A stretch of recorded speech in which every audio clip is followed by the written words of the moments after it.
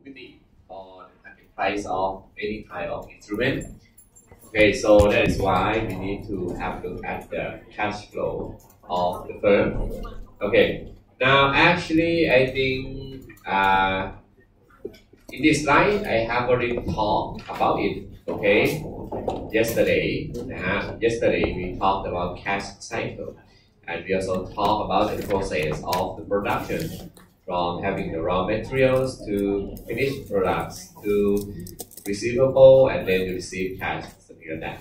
Okay, and yesterday I also showed you the calculation of net operating working capital, okay, which is equal to operating current asset minus operating current liabilities. Okay, hope you have already learned about this. So we are going to have a look on the investment. Okay, and when I say investment, last time we also looked at the investment that the firm need will comprise of two items. The first one is the net operating working capital. The second one is the operating long-term asset. Okay, and all of you have already learned this yesterday. Okay, now and with regard to the cash flow, we also need to consider the depreciation method. Okay, because depreciation will have the effect on the firm cash flow. And this cost, we are not going to ask you how to calculate spread by depreciation or how to calculate double declining balance method. Okay, but in this slide, I just list all the depreciation method that the firm can use. Okay, and I believe that you learn about this method in the accounting class. Okay, right? Am I correct? Yes. Okay, you have learned about the depreciation, about how the firm book the depreciation on each period.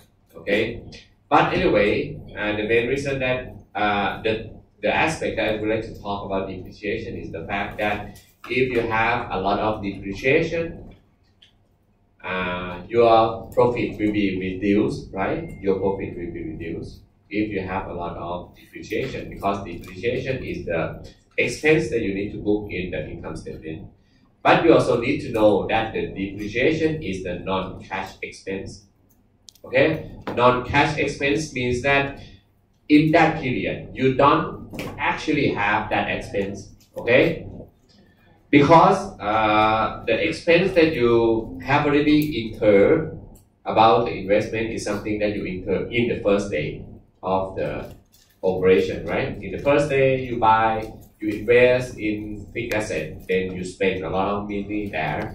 But in terms of accounting, we haven't booked the cash outflow. We will gradually book the cash outflow as depreciation. Therefore, in each period, the depreciation is a non-cash expense, right? Okay, so when you have a lot of depreciation, you can reduce your tax payment. Okay, when you have depreciation, you can reduce your tax payment because depreciation is considered as expense. And when you have expense, it will reduce your profit before tax. And therefore, when you need to calculate tax is calculated from the profit before tax. Okay, so you pay a lower amount of tax by having a lot of depreciation. Okay, therefore, if you have a lot of depreciation, you have low profit, you have low tax payment, but you have high cash flow. Okay, if you have a lot of depreciation, you are going to have high cash flow in that period, because depreciation is a non-cash expense, and the reason that we book the depreciation is just to reduce tax and then to gradually book the expense that you have already incurred some period in the past. Okay, so if sometimes if we see a firm has a very low net earning, it doesn't mean that the firm has a very low cash flow. Okay, sometimes net earnings happen because of high depreciation.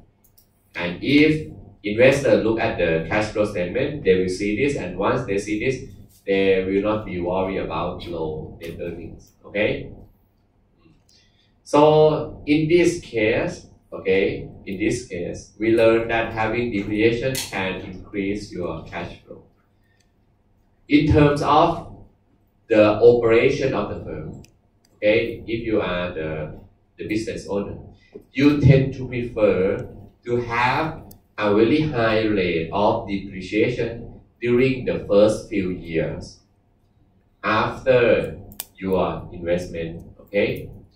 Because when you invest today, let's say if you invest maybe 1 million today, when you book in the income statement, you may want to book maybe 500,000 in the first year, or maybe 300,000 in the second year, or maybe 200,000 in the third year. Let's say we have this kind of system. Okay. We tend to prefer this system rather than maybe 250 over 4 years. Okay, because 250 over 4 years means that you cannot book the depreciation in a large amount during the first few years. When you book a lot of depreciation in the first few years, it means that during the first few years you can reduce your tax payment, and that will benefit your cash flow. Okay, so most of the time that is why in the accounting term, sometimes the firm would like to do double declining or some of the year digit, because this depreciation method allow the firm to book depreciation expense earlier, okay, or faster, okay, than the other ones. Okay. And in the US, there is also another kind of system, modified accelerated cost recovery system. But anyway, in this course, I am not going to cover that kind of system. Okay, so in this course, if we have depreciation, I just assume I will just give the depreciation table for you. Okay, if you need to consider whether to depreciate the fixed investment as the expense. Okay, now this is the depreciation. Okay, let's come back to the investment again. Okay, we say that investment, the total amount of investment comprises of long-term fixed asset and net operating working capital. Okay, but if we want to find the amount of investment each year, we need to do the difference between the total capital in that year with respect to the total capital in the year before. Okay, we need to use the difference. Because let's say that if I give you an example of working capital, okay, let's say we have working capital. I say that, okay, when you run your business, you need to have working capital in maybe in year 0, okay? You invest a lot in working capital in year 0, okay? Now, then let's say that if you think sale is going to be constant over many years, your working capital will be constant as well, right? Therefore, your working cap in period 1, your working cap in period 2 is going to be equal to working cap in period 0, right? Are you okay? Because if you expect that your sale is going to be constant, the amount that you can sell, the amount that you are going to produce each year is going to be the same. Therefore, having the working cap at the beginning is enough for many years. Because don't forget that working cap is something that you invest and then you get back, invest and get back after you sell the product, then you get the money back to invest in a new round of production, right? Okay. So, but if you see that your sale is constant over the period, then working cap will be constant over the period as well. Right? But in terms of the amount that you invest, you will only invest W0 in year 0. and you will no longer have investment in year 1 or year 2 or year 3 if working cap is the same for every year, right? You do not need to add more money as working cap because you have already invested in the first year. Okay? Working cap is still there. Okay, working cap is still in the firm, but the amount of working cap is something that we have already invested. Okay, so we do not need to add more money as working cap because working cap is still in the firm. Okay. But if you predict that sale is going to increase, okay, if you predict that your sales is going to increase over time, therefore your working cap each period should also increase over time as well. Because when sales increase, you need more raw material, right? You need more production. You may have more account receivable when sales increase. Therefore, working cap is increased. But in terms of your investment, it's not going to be like this diagram. It's going to be like this. In terms of investment, it's going to be like that. You have WC0, and then in year 1, year 2, year 3, you may add something a little bit, add a little bit. Okay? You add working cap a little bit more in order to support the incremental of sale each year. Okay? Even though if you look at the amount of working cap, it will increase like this. Okay?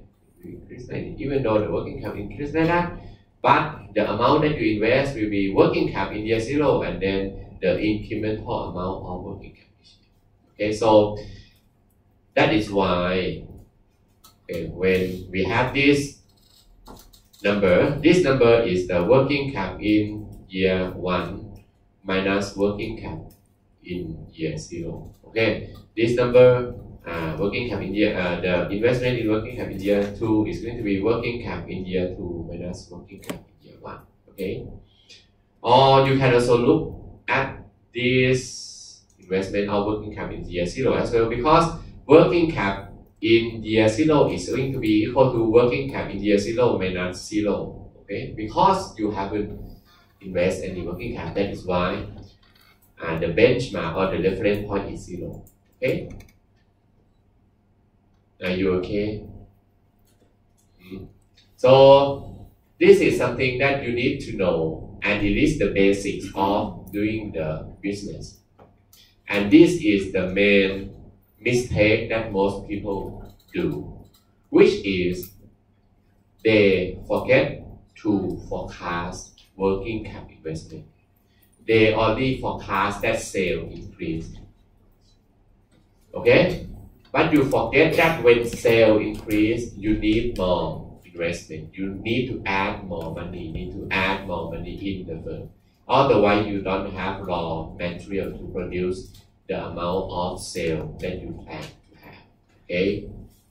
So working cap is something that will increase in parallel with the sale forecast. Okay? Sometimes if sale drop, working cap will be reduced as well. Okay, because there is no need to have a lot of working cap in the firm anymore. Okay, and this kind of concept also apply to long-term investment. Okay, let's say that if today you invest 1,000 million baht in the long-term investment, then next year you do not need to invest 1,000 million baht again, right? You will only invest some additional amount if you think that you want to expand your factory or something like that. Okay, that is why the investment each year is going to be equal to the total amount in that year minus the total amount in the year before. Okay.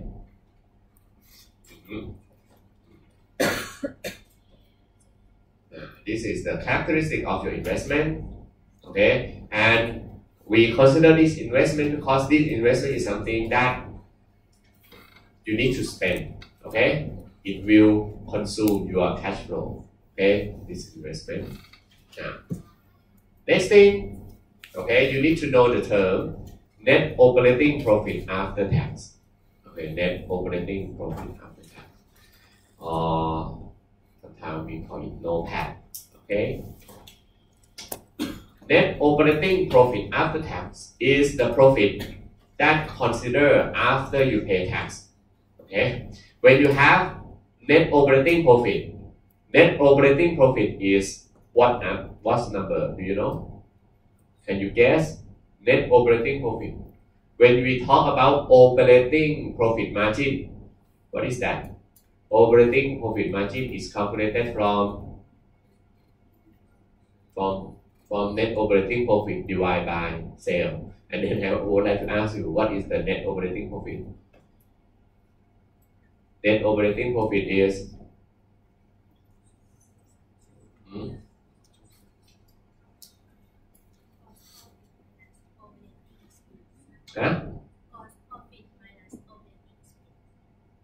all the sales minus all the operating expense, right?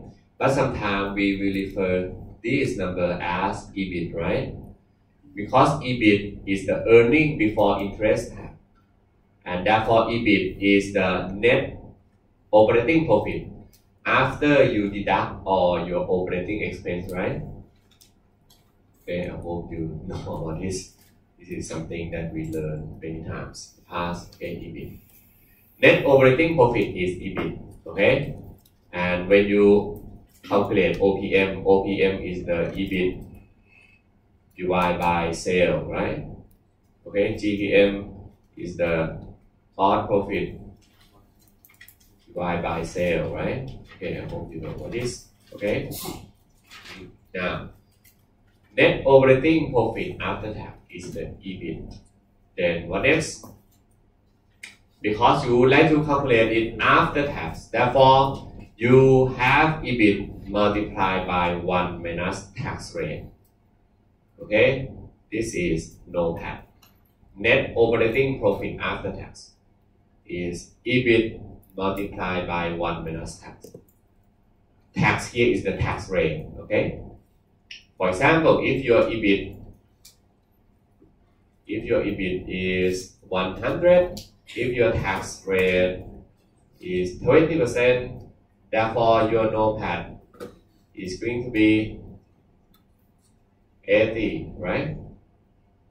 Okay, so it's that easy, not that difficult. Okay, but if you look at the tax, if you look at the amount of tax, okay, let's say that if we want to calculate this based on this equation, then the amount of tax is going to be equal to 20% multiplied by 100, which is equal to 20, right? Is this correct?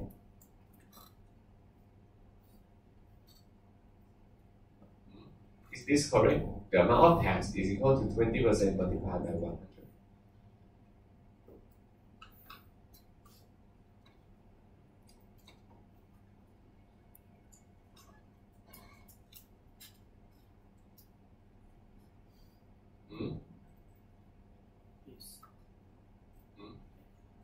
Is it correct that we calculate the correct number of tax that you are going to pay to the revenue department?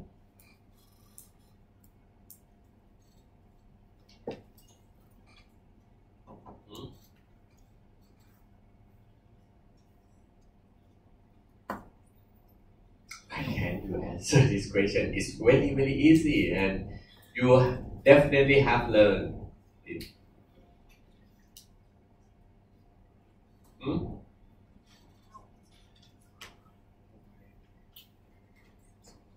So, do you know what is going to be your actual tax payment if you calculate it maybe correctly? Not like this one. You need to do what?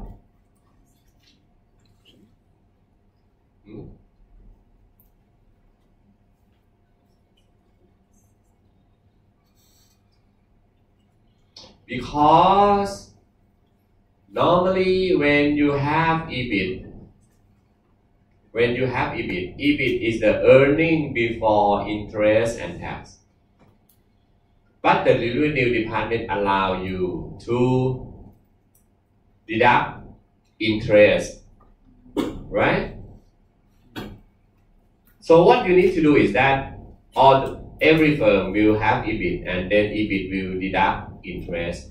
And once you have EBIT deduct interest, then you get EBT, right? Earning before tax. And once you get EBT, you calculate EBT multiplied by tax rate, right? To be equal to tax. The correct number of tax need to be EBT multiplied by tax, not EBIT multiplied by tax, okay?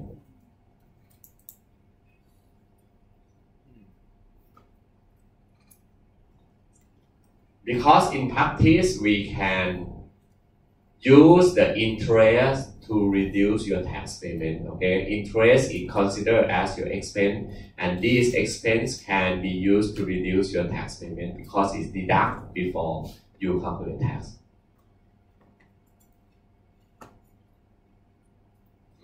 Therefore, for example, if the firm actually have EBIT equal to 100, interest equal to 20, then EBT is going to be equal to 80, and tax is going to be 80 multiplied by 20%, then your net earning is going to be equal to 80 multiplied by 80%, right? Or 1 minus tax rate, 1 minus 20%, okay? So, but based on this NOPAT we calculate, and then we say that, hey, EBIT multiplied by 1 minus tax, and therefore EBIT is 100, tax is 20%. Therefore, we have 80 equal to NOPAT. And in this case, we assume that you pay tax equal to 20, right? But in practice, you actually pay tax equal to 16, not 20. Okay?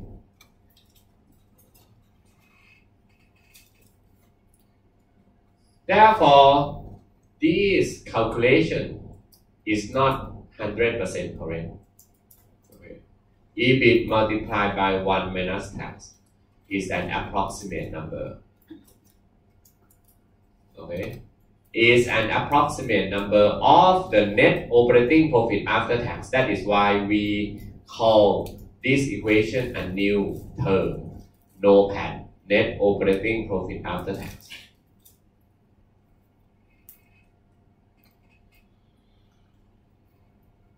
It's wrong in terms of the accounting view. Okay. But in finance, we want to calculate it this way. We don't care about accounting, we don't care about the correctness, we just want to calculate it this way. Even though we know that if we calculate the NOPAT like this, you assume that you pay tax more than what you pay in utilities, okay? Are you okay? But in finance, we know that this calculation is wrong, but we will make some adjustment to this equation again later on, and we'll make it correct later on. But at this point, we just assume that, okay, this is the thing that we want to calculate. Okay, we don't care that it's wrong. Okay, and if you know why finance look at NOPAT. Finance guy look at NOPAT because they don't want to deduct interest from EBIT. Because interest is the payment that you need to pay to your lender, and your lender is part of your capital provider.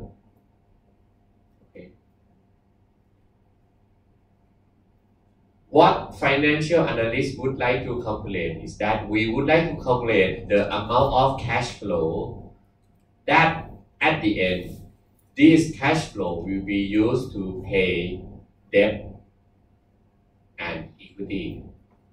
Okay, that is why we don't want to deduct interest at this point.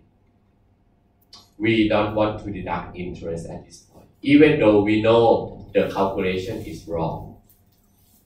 Because we want to calculate the amount of cash flow before you pay any capital provider. Okay? And yesterday, I used to write the diagram that, okay, on the left hand side, you have investment, on the right hand side, you have funding, right? The main ideas of finance is that we want to find the cash flow that at the end will be used to pay back all the funding that you previously received. Okay? So at this point, we don't want to deduct interest. We want to include interest into our cash flow because we want to calculate the cash flow before you pay interest, before you pay principal of your debt, before you pay dividend, before you pay back the initial amount of equity holder. Okay? So we don't want to deduct interest at this point. That is why we are okay with this wrong calculation.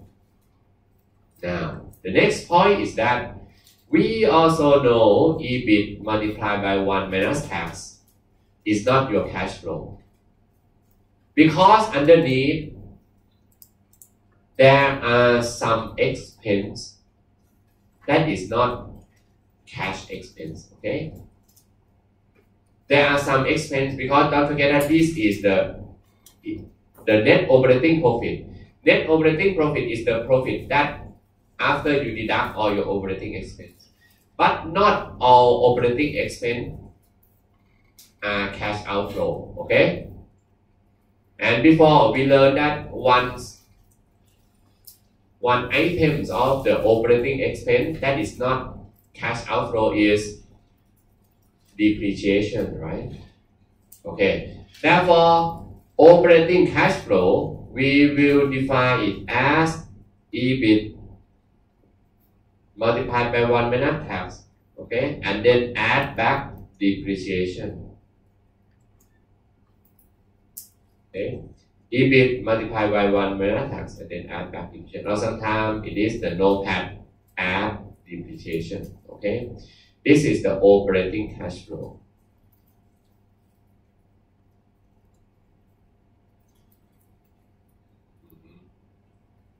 And this equation is also an approximate number.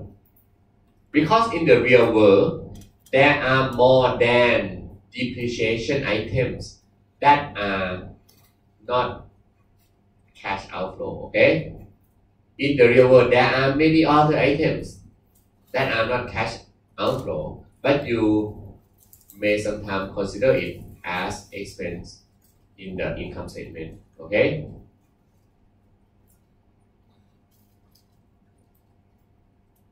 But in here, we just do the approximation, okay? We do the approximation of the operating cash flow.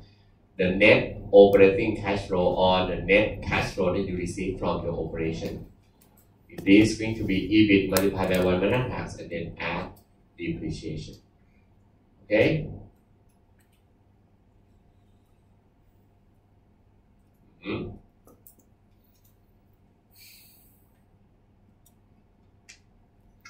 And then what next is that we want to calculate the free cash flow. Free cash flow.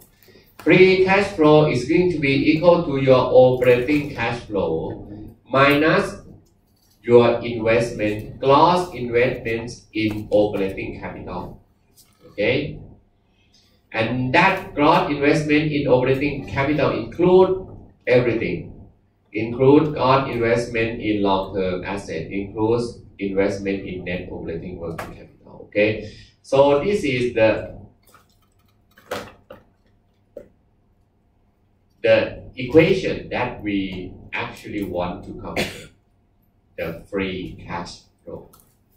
So the term free cash flow is the amount of cash flow that you are free from paying all the investment and operating expense. Okay. Free cash flow is the cash flow that you do not need to spend that cash flow in operating expense or in investment anymore, because this cash flow has already deduct all operating expense, and it also already deduct investment in long term and investment in NOWC. Okay. And because this free cash flow is calculated from NOPAT, and because NOPAT is the earning before you pay interest, that is why the free cash flow is the amount of cash flow that you will use to pay to all the capital provider. Okay? When you do business, you have capital provider. Capital provider can be your own money, can be your father's money, can be your bank, can be anyone. Therefore, free cash flow is the amount of cash flow that you can spend to pay back all the liabilities and equity that you have, or all the funding that you have in the firm. Okay? So this is the goal we want to calculate.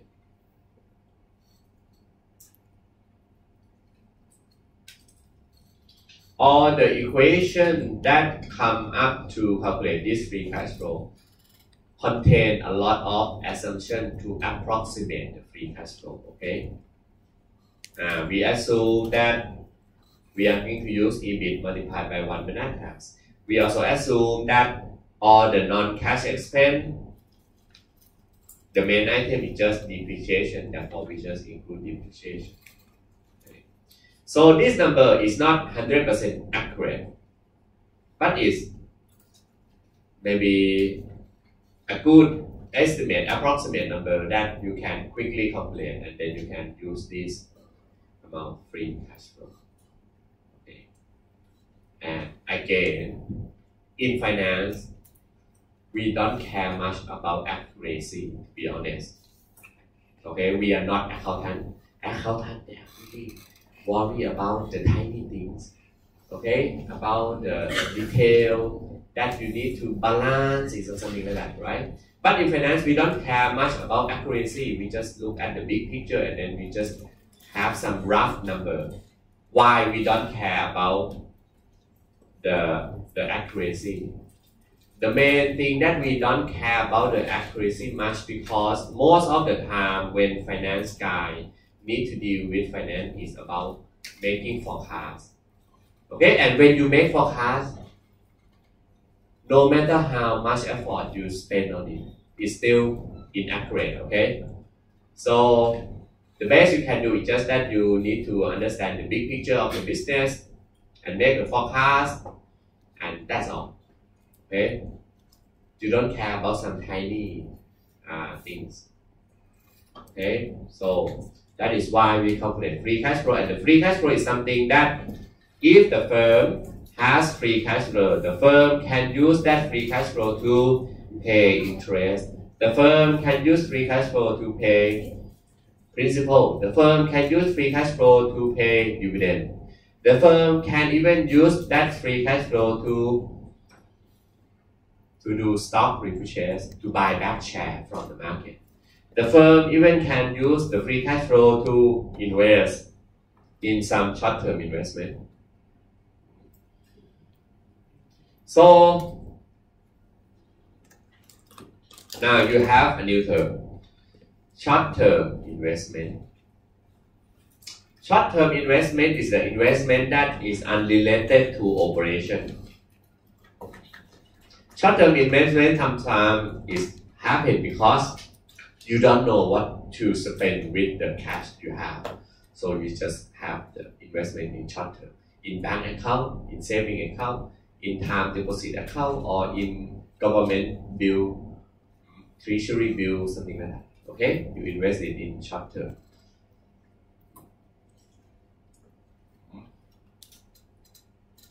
That is the free cash flow. Okay.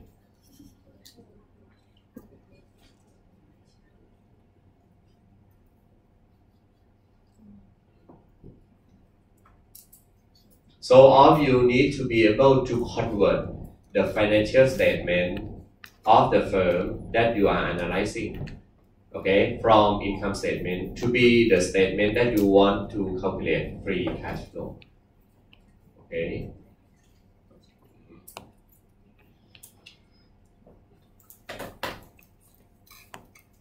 And actually,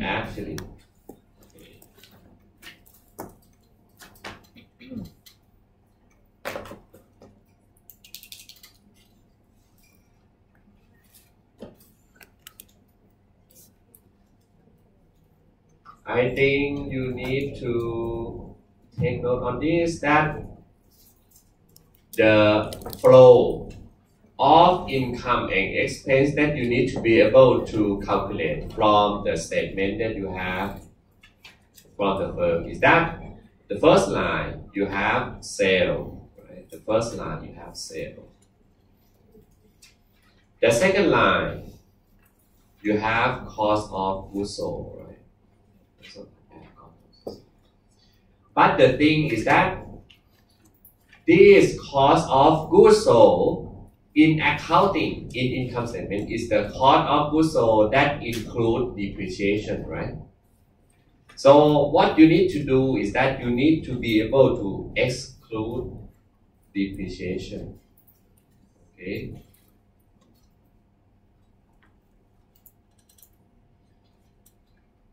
You need to estimate the cost of goods sold that excludes depreciation. So cost of goods sold from the finance guy is not the same as cost of goods sold in income statement. Okay. At the same time, you also need to be able to estimate the SG&A that is also excluded from depreciation as well.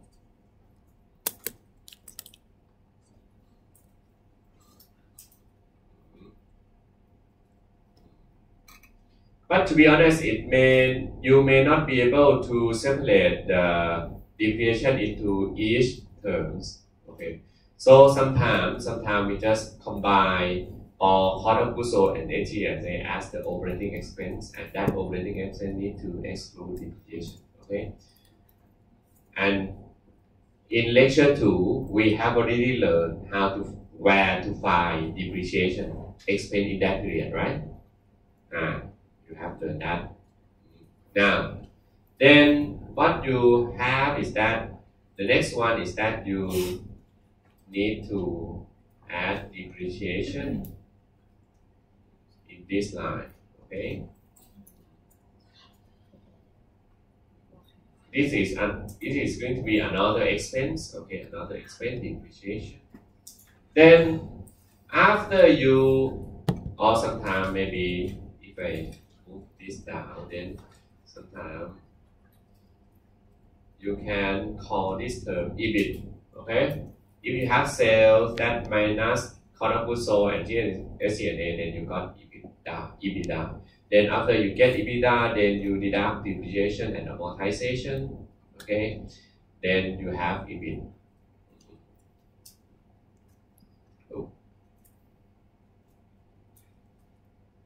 Okay, then you have EBIT.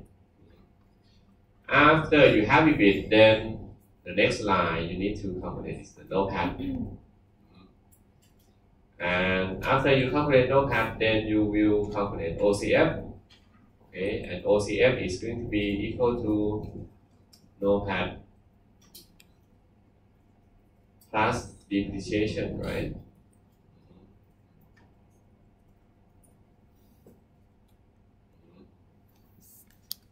And then let's say that this is maybe next year or maybe sometime in the future.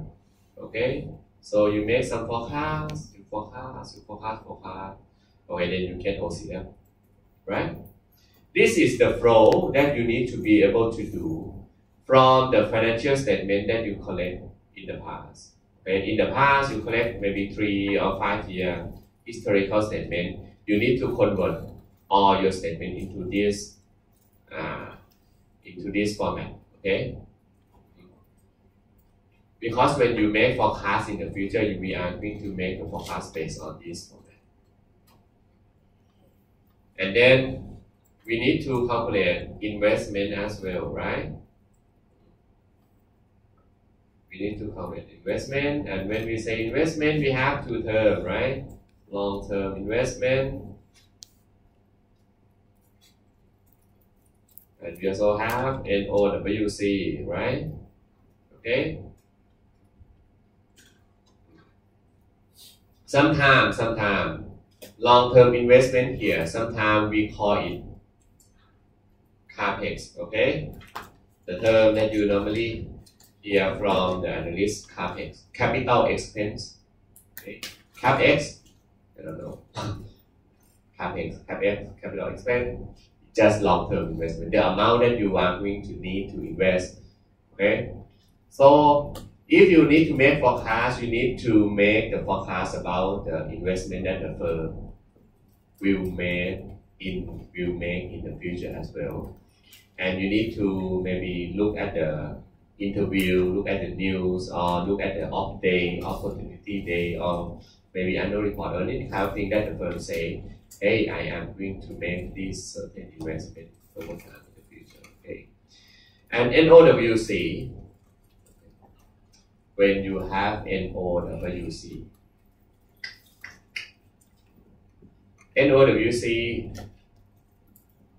is going to be, you need to know what is going to be the NOWC each year, and then when you want to know what is going to be the investment is going to be the difference of NOWC, right? Okay. And then at the end, you get FCF, right? FCS is going to be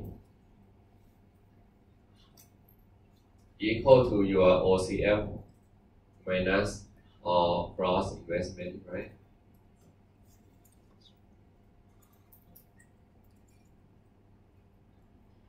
Okay, so this is the flow that you need to have, and this is your goal when you do the forecast about financial statement.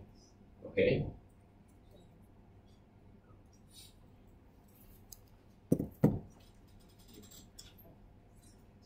You need to forecast free cash flow, and free cash flow is the cash flow before you pay interest, the cash flow before you pay anything that related to funding.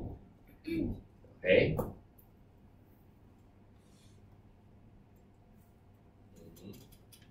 Do you have any question?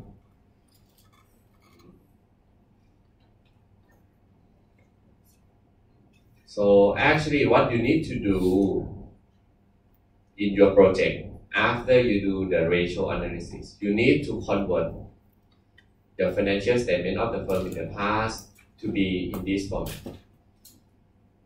Okay, so you may have 2015, 2016, 2017, and then you make forecast from 2017 to 2018, 2019, 2020, 2021. Okay.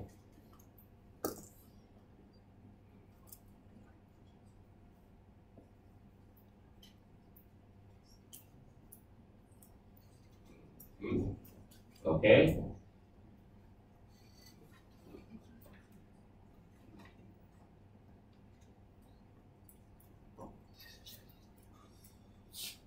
Do you have any question now? Very boring. Okay. Now you may also ask how to calculate NOWC, how to calculate long-term investment or capital expense and so on. Okay. NOWC. If you want to calculate this NOWC, we can have a separate table to calculate NOWC. Okay, we can have a separate table to calculate NOWC. Let's see that this is a separate table. Yesterday, we I show you how to calculate NOWC from yesterday. Then you need to come up with the assumption. The assumption is what? AR period. You need to know AR period in days, right? You also need to know AP period in days. Okay. You also need to know inventory period.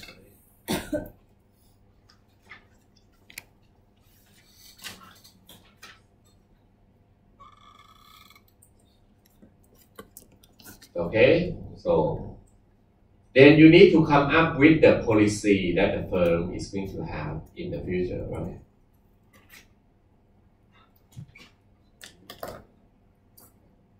Okay.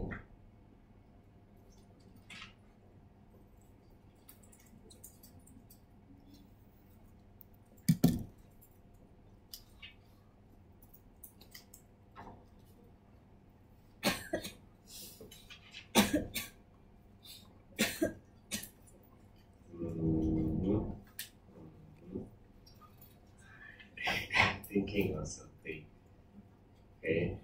Because actually what I teach here is something that you also need to do in your project, and it will cover all the content that we will learn in lecture 3, by the way.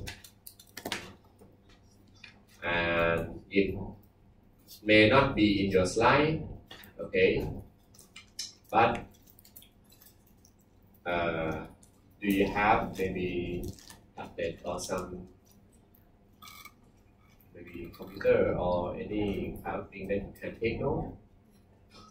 Because I am thinking that maybe I need to show you in the numbers so that you will understand it, okay? Otherwise just put all the concept here and then you may feel that it's quite difficult to do, okay? Can I ask you that, how many of you that have laptop? Okay, laptop. Maybe you can try it in your Excel software in your laptop. Not sure.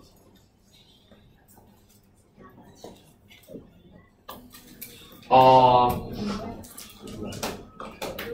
what? Are you okay if you are going to use the Excel and do together with me so that you will understand how to make forecast and why do we need to calculate free cash flow, something like that.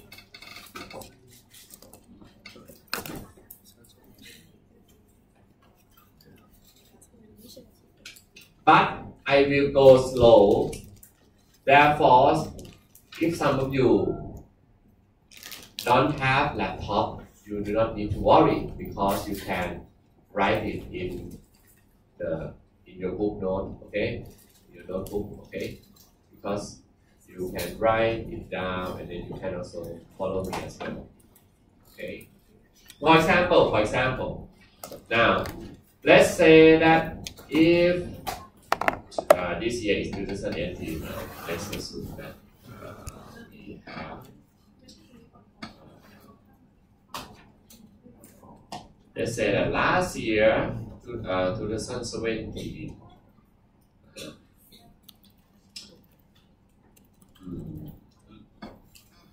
suppose that sale is equal to 2,000.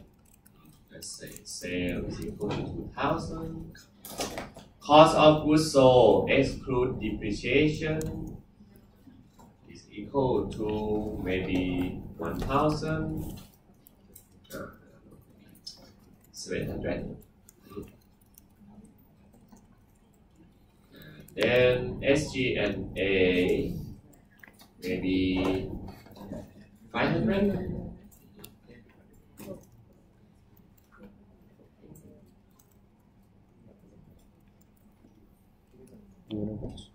So EBITDA is going to be 2,000 minus 700 minus 500, right? Okay, so this is EBITDA. Then let's say that you have depreciation equal to 400. Let's say now you have depreciation equal to 400. So your EBIT will be 800 minus 400.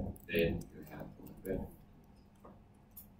Your NOPAT will be EBIT multiplied by 1 minus tax. Let's say that your tax rate is 20%. Therefore, your NOPAT is 320.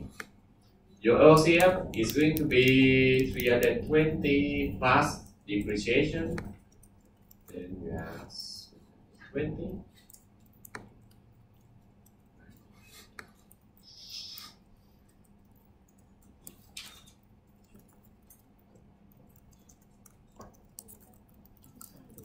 Okay.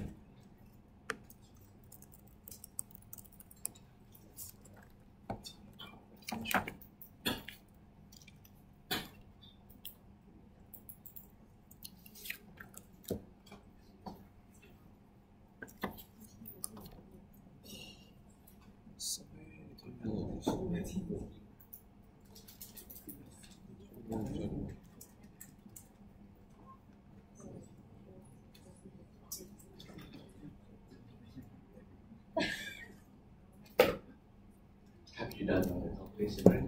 I'm waiting for you. This is why I'm waiting. Yes? NOPAT.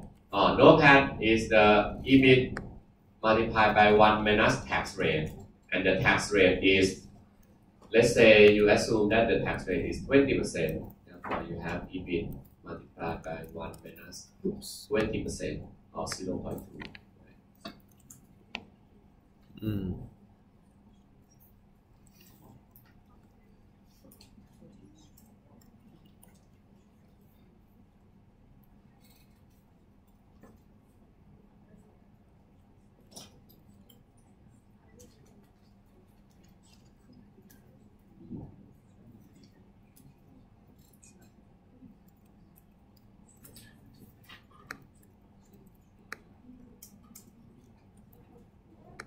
When you make assumption, when you forecast, you need to make some assumption, okay? And when you make forecast, most of the time, the first thing that we need to make forecast is sales, okay? We need to make sales forecast, okay? We need to make sales forecast. That is the first thing you need to make, okay, sales. And two, you also need to make some GPM forecast, okay, or maybe OPM forecast, okay. Gross profit margin. Yeah.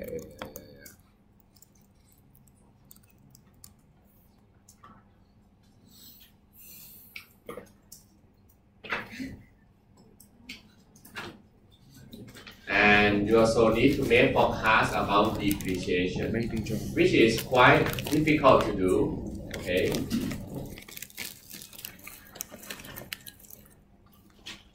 Because when you forecast depreciation, that depreciation need to come with the forecast of long-term investment, okay?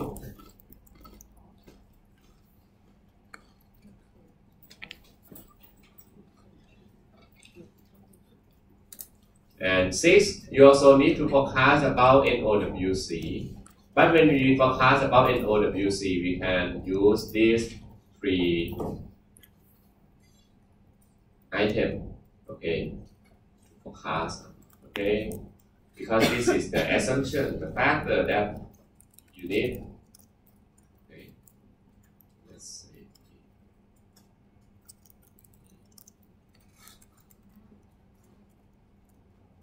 There can be more than this term when you forecast, but in this case, just assume just only 8 factors that you need to forecast. Okay. Okay, when you need to make a forecast about the future performance of the firms. Okay. Now, let's see. 2017.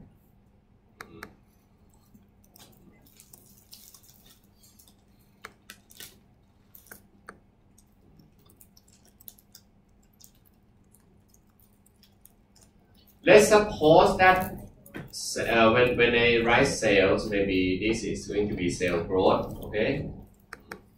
Percentage of sales growth, then you need to have some sales growth rate, okay? Sales growth rate. Let's say that in 2017, sale that you see 2000 is the sale that increased from last year.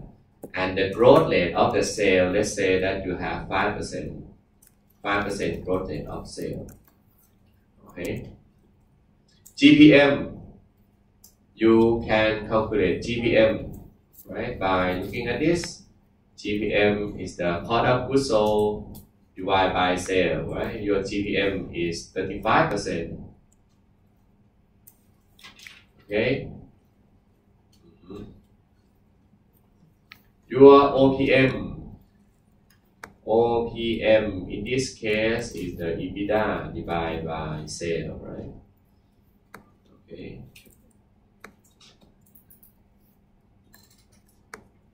Oh, sorry. GPM is not this one. GPM is sale minus cost of goods sold divided by sale.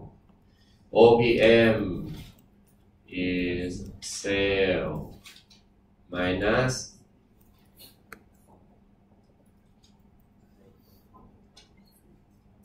D5 and then minus SG&A divided by sale. Okay.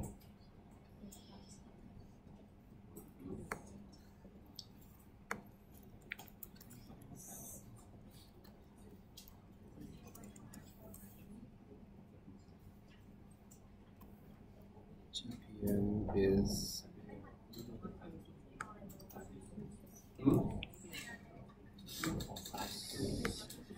Can you show us the formula for OPM again? OPM, we learned yesterday. OPM is what? Operating profit divided by sale. Then you just calculate operating profit, right? And operating profit is the sale minus cost of goods sold minus SG&A, and then just divide by sale.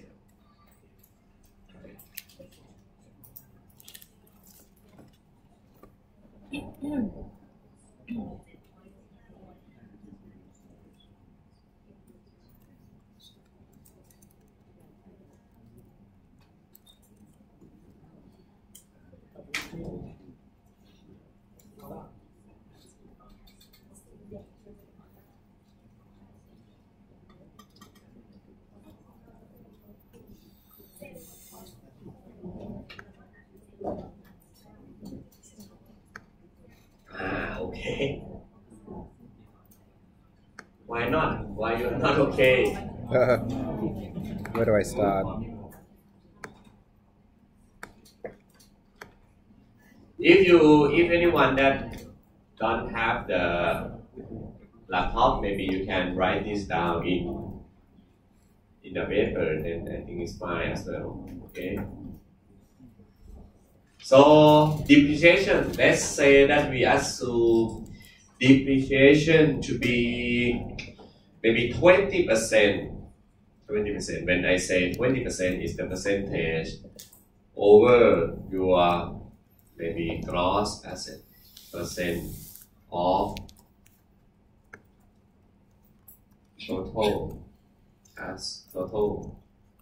fixed or long-term asset.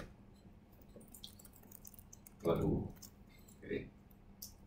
Let's say that your depreciation is the percent of your total long-term asset value, just to make it easy for you, okay? To have a constant depreciation over time. We don't care about the type of asset, but in reality we care, right? If you buy table, the table will be depreciated at a different rate. If you buy a factory, the factory will be depreciated at a different rate. But let's assume that the whole firms have the 20% depreciation rate.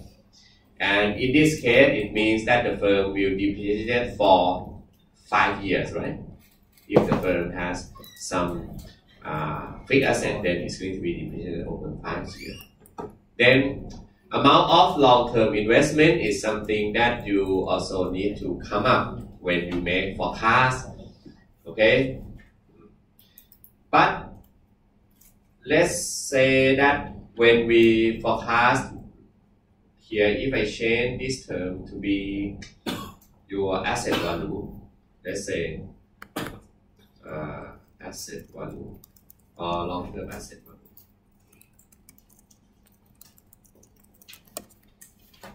Let's say that you need to know what is going to be the total value of long-term asset of the firm. Okay.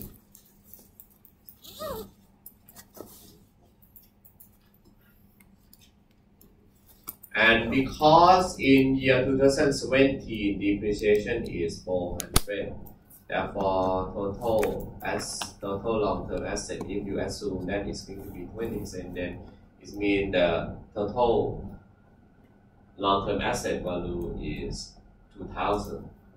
Okay. 2,000.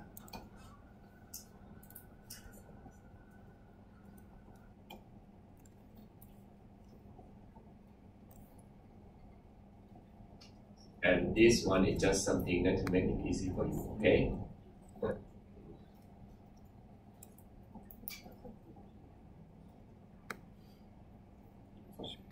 Now, when you have 2,000, then maybe in the future you need to make some forecast whether the firm is going to expand the factory or not expanding, I don't know, okay? But anyway, let's say that if suppose that you get the AR period from the firm in the historical performance that you calculate AR period, and then you see that the average AR period may be around maybe 10 days. AR period is around 10 days. AP period is around 30 days. Inventory period is around 50 days. Okay, let's assume. Okay, this is just the assumption of the number. Okay, now the next thing is that you need to make forecast about the sale in the future, the growth rate of the sale. The growth rate of the sale in 2018 compared to 2017. And let's say that if you assume that sale growth is constant, okay? If you assume sale growth is constant, but in reality sale growth can be different number, okay? It depends on the information that you receive from when you analyze the firm. And let's assume that GPM, OPM is going to be constant as well. Oh no. I just need to, let's say that you have GPM, OPM to be constant as what you see from 2017. And let's say that the deviation is just 20% of your asset value. And let's say that the long-term asset may stay the same because the firm haven't invest. Okay, invest, then you have the same 2,000, but in 2019 the firm increased the total asset to be 250. Maybe the firm would like to expand the factory in 2019. Okay, so in order to know whether the firm expand in 2019, just then you need to do some research and come up with the evidence or some information that you believe the firm is going to expand the factory, something like that. And let's assume that you are going to have days to be the same. Okay. So these are all the assumptions that we need at least as a minimum or assumption if you need to forecast the financial statement of the firm in the future. Okay. Now, so sales. Because sale is 2,000 and if sale growth is 5%, then sale in 2018 is going to be sale in 2017 multiplied by the growth rate, right? Because you grow by 5%. So this is going to be sale in 2018, right? Because you are going to grow by 5%. 5% of 2000 is 100. Therefore, 2018 you expect to have 2100 amount of sale. Okay. And what about 2019? 2019 is going to be 2018 multiplied by the growth rate in 2019, which is 5% as well. This.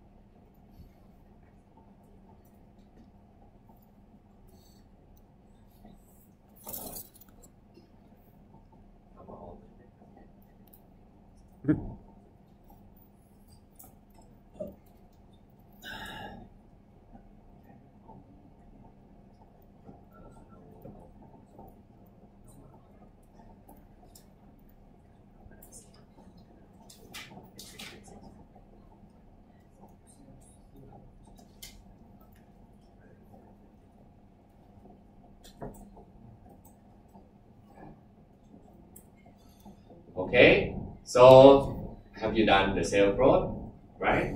Now, what about cost of goods sold and JT&A?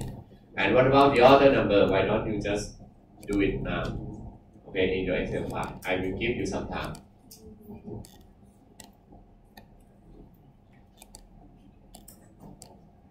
Oh, and by the way, I will also give you the time to do this calculation AR. Let's say I change this one into account receivable.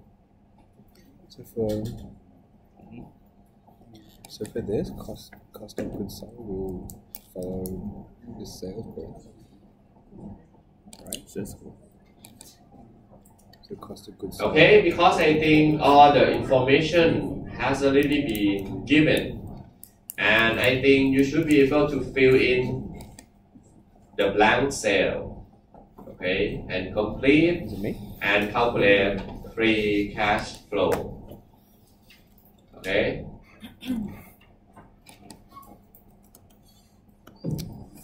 Duck.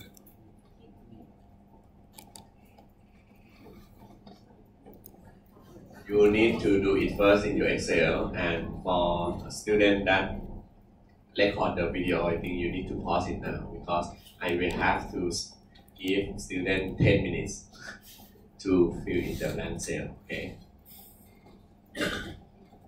Before I continue.